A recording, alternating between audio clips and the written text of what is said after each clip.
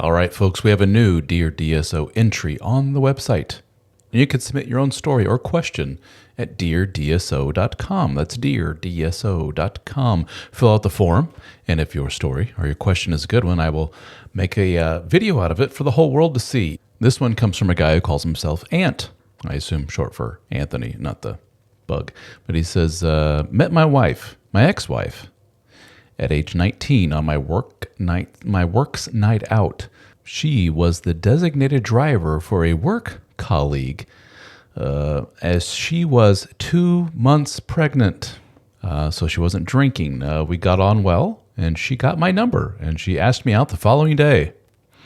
I was hesitant, but I really liked her and was very shy and a bit unapproachable, so hadn't been approached, and I thought I'd see. Anyway, we spent a lot of time talking and hanging out, and when the baby came, I was right there in the delivery room, and I have treated him as my own for 24 years. In fact, I forget that he's not mine until someone will mention it, and she didn't want him to know, but secretly I think he does. He has a different surname, he says, in parentheses, and it's just not like our other kids, so he has a different... Yeah, that's a good giveaway. Different name and looks different. Anyway, I had another kid of my own with her a few years later, and then we got married. I was quite an anxious guy, and I didn't drive at the time due to my anxiety. Oof.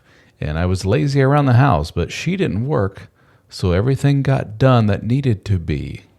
She's not working, you're not working. Anyway, but shortly after marriage, she started a part-time job in a bar, and she had a mini affair with a customer, parentheses, idiot with neck tattoos. She said she only kissed him, and I do believe that. I caught on really quickly to what was going on, and I caused merry hell, calling her mum and shaming her, really. We had a holiday booked the week after I found out, and she said that we can just go anyway and forget all about it. And so we did. We had a nice time, and she moved on, we moved on, and she said I needed to help more around the house. I'm sorry, I'm not laughing at you, dude. It's just like this is like every cliche all rolled into one story, but it gets better, folks. And then we went to counseling, and I upped my game, parentheses, took responsibility for it all. She started her nursing degree shortly after that. I don't know if this is real or not, but this is pretty good because it's like every cliche all rolled. But you know what, guys? I'm laughing. I'm not laughing at the guy. You have to laugh at things like this. It's like, what do you call it? Like gallows humor. You know, guys in war laugh about certain things or whatever. But it's just that I guarantee this is not made up. There's a reason I make videos about like each of these little scenarios that this guy is talking about here. The nursing thing, the very anxious guy thing, and there's even the bartender thing in there so far. But it's because, it's like the human condition is universal. But I digress. Let's continue on, shall we? Because we're not even anywhere near done yet here. So she started the nursing degree, and after that, we had various problems in that time.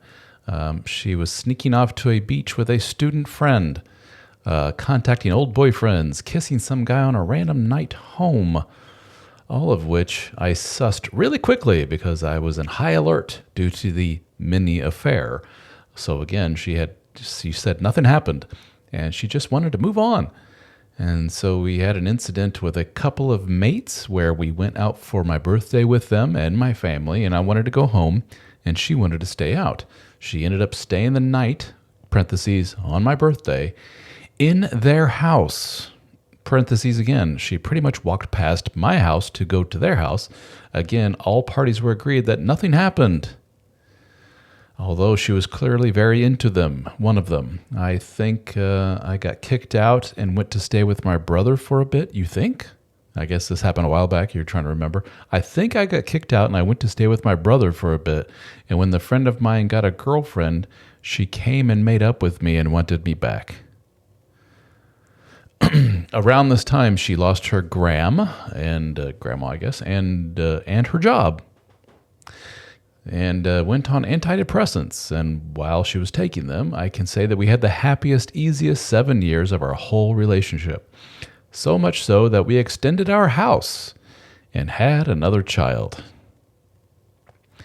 She asked to try, parentheses, she asked to try, to try having another kid, as she desperately wanted a girl.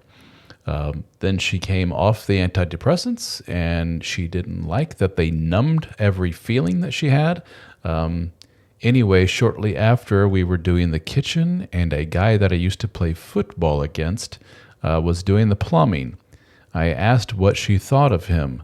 Sleazy was her response. Anyway, she invited him out for coffee without my knowledge the next weekend, and would invite him over to the house to fix stuff without telling me pretty regularly, and just wouldn't accept that keeping stuff from me doesn't help with the trust. She would change the password on her phone and say that she doesn't believe in marriage, and I should have let her leave after the first mini affair, and she hasn't loved me for 15 years, that I don't own her, that she could do what she wants with whoever, but whenever I would say I can't do this no more, I would get told, I'm sorry, I self-sabotage, I don't know why I do this. I would go back and tell her that she needs to get it sorted, and after a few months, I'm the arsehole for telling her that she's crazy, her words. Anyway, by this point, I'm researching like crazy. I continue my life. My whole identity is in psychology, relationships, and nutrition. By now, I'm pretty knowledgeable about psychology, and it helped me sort out my anxiety and come out of my shell. I changed jobs, and it could be this new me, a me I wanted to be, and was, if you can't tell, it's a little garbled, the writing here. It's tough to decipher in some spots. I was surrounded by females. This is at his new work, and they were loving how smart I was, how funny I was, how approachable and empathetic. I think I had 10 colleagues refer to me as their therapist or their counselor, where I would listen to their problems, non-judgmentally, but would go home and be told I'm selfish, parentheses, if I didn't do what she wanted. I'm an idiot, I'm unattractive, I'm bad at sex, bad at kissing. It was a complete night and day for me, so over the course of time, I was never allowed to bring up old problems and unresolved issues. I was the problem for doing so, and with her being so secretive and sneaky, so off with my conflict, again, a little garbled here, so off with me, conflict would occur, often as my state of anxiety with the relationship had me on high alert pretty constantly. Anyway, one of the girls at work, half my age and maybe the prettiest girl I knew in real life, started flirting with me really hard, messaging all the time, scheduling her breaks with mine, chatting about her relationship problems. Parentheses, she had a boyfriend and I knew about it. So I ended up sleeping with her multiple times. It's massively out of character for me, he says, to do anything like that. I've been loyal for 20 years, and I'm still very risk averse. I lost my job. I fessed up to my wife, whose initial reaction was, I see you more as a brother, so you can go be with her. And so I did. And then 2 days later, shit hit the fan for doing so. Anyway, I'm divorced and I got my own place. Thank God. My middle son lives with me, and I have my daughter 40% of the time. It didn't pan out with my affair partner, surprise, and I'm with a really lovely woman who adores me, and it really feels like she loves my humor, my intelligence, my looks. She treats me as if she won the lotto every day. But there's still this part of me that's bitter about why my marriage had to be like that. And any interaction between me and the ex, I will usually give her a mouthful or have sly little digs because it still hurts that all I wanted was my family together. And both of my other people since my wife have shown me that I am in fact very lovable and I have a lot to offer. So why could she not take it? Why did it go that way? And now obviously I'm the villain in the story for the affair, which really pisses me off. I think my last video I did, that's the end of his message, by the way. I think in the last one of these Dear DSOs I did, I said something to the effect of, I don't even know where to begin with this. Same kind of thing here. The Dear DSO submissions, I don't know if this is an indication of the type of people I'm attracting to me, the culture at large, but they're getting more and more dramatic and more dysfunctional and unhealthy and scary frankly. This falls under all those categories, doesn't it? I was laughing because it's just so laughably over the top ridiculous. But that's not very nice of me, and it's not fair. But this whole message, this whole situation is very illustrative of an overall theme that I get from a lot of men. Ant, you talk about, you pride yourself on, you've just researched like hell this whole psychology thing, you become a quasi-therapist to people and so forth, yet you're still not getting it. I mean, at the end here, it's very obvious. You're very, I guess, naive is the word I'm looking for. Where to go with this? It's, life has all these little fork in the road moments where I can either do this or I can do this. And you came to a dozen so fork in the road moments, and you took the wrong choice every single time. And you see where it leads you. And the very first fork in the road, that's hard to say, was sticking around with this gal. Well, no. Let's back up. The first fork, the first decision was, hey, this pregnant gal that your friend knows reaches out to you and says, I like you, let's get together. That's where you should have said, hey, it was great knowing you. I really appreciate it. I had a great time, but sorry, it's going to have to pass. Why? Because she was pregnant. Don't go around hitting up pregnant women. And, well, Ralph, that's not fair. She could have been a perfectly lovely pregnant woman. If she was a perfectly lovely pregnant woman, she would have said, no time to go dating and do these other things. I got to worry about me and this infant and building a life for myself and taking care of me. And so we see it just led to chaos. But you had, and here's the thing. Let me stop my train of thought there. I run into this a lot with a lot of men. There has to be some semblance of ultimate responsibility at some point here, right? Meaning you have to look at yourself in the mirror and go, dude, what are you doing? Like, you had all these opportunities to make a left turn, but you took a right again and again and again. We can demonize these women. Let me just flat out say that this woman obviously has mental illness. It sounds like at the very least something akin to a personality disorder, such as borderline personality disorder. That's something that's thrown around a lot. A lot of men like me, in the relationship talk sphere, like to throw that word around, or like we know what we're talking about. But this checks a lot of boxes. The love bombing, and then discarding and all this other good stuff, and jumping from man to man. And yes, by the way, and those were all full blown affairs. How do I know? I've been doing this a long time. Not as naive as you are, and whatever. I don't have this Pollyannish view of her. I just look at it as a objective observer, outside observer. And yeah, she's been doing the dirty with a lot of different men over the course of your relationship. Sorry. So much so that those children that you are calling your children may in fact not be yours. Let's just put that out there. That's a horrible thing for me to say, to a guy who is admittedly very anxious, to throw that, piece of dynamite in there. But I can't be the only person to ever bring this up to you, my friend. All right. Surely this thought has come into your head at some point. Does that matter? I don't know. That's up to you. But what a mess. You're still hanging on. I mean, you're jumping right into different relationships. You jumped into, this workplace affair, and you've jumped into immediately this other relationship and another one, if I'm remembering right. You talk about how that's so out of character for you to jump into affair. No, this is textbook, my friend. Super anxious guy in an abusive relationship with this narcissistic borderline person who treats him like dirt. He's too naive to make right decisions, and here comes someone makes him feel really good. And yeah, you are primed for an affair. At that point, do you even call it an affair? But you're primed with doing stuff with people outside of your relationship. And you're also primed to not want to be alone. You jump from relationship to relationship where you hang on as tight as you can, which is what you did with your ex-wife there. I hope you know that you should have left that long time ago, but you didn't, and it caused you just all kinds of chaos, as I often say. So here you are in what you call a very loving relationship with this, we'll say this new gal, and but you still have one foot in the old relationship with the ex. She's still occupying a great deal of space in your brain, and you still have a lot of animosity towards her and anger, and this whole theme of, I can't believe that this went the way it did.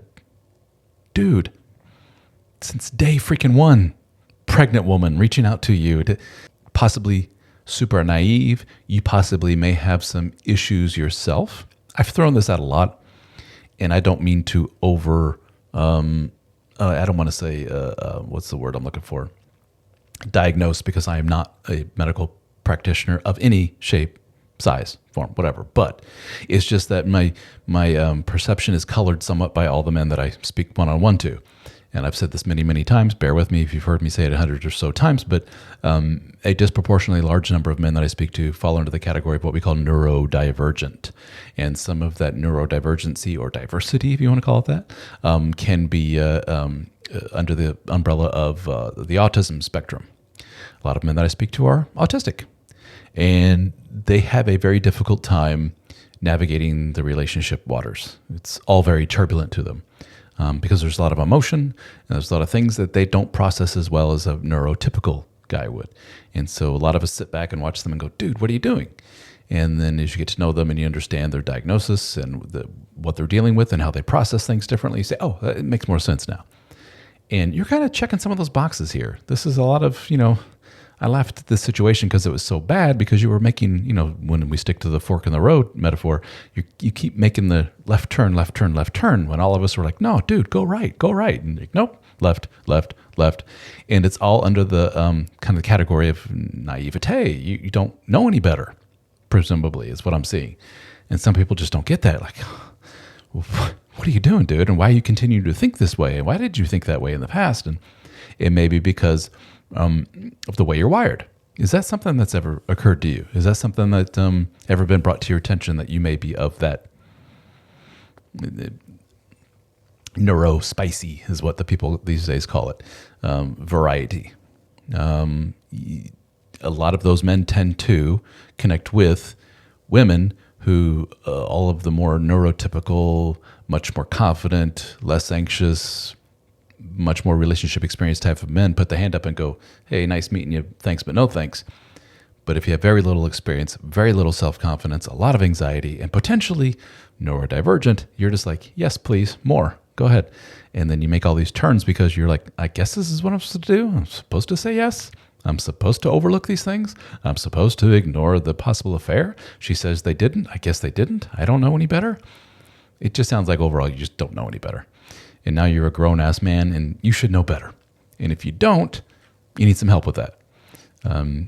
I certainly suggest hanging around men more, men who have experience in this world more.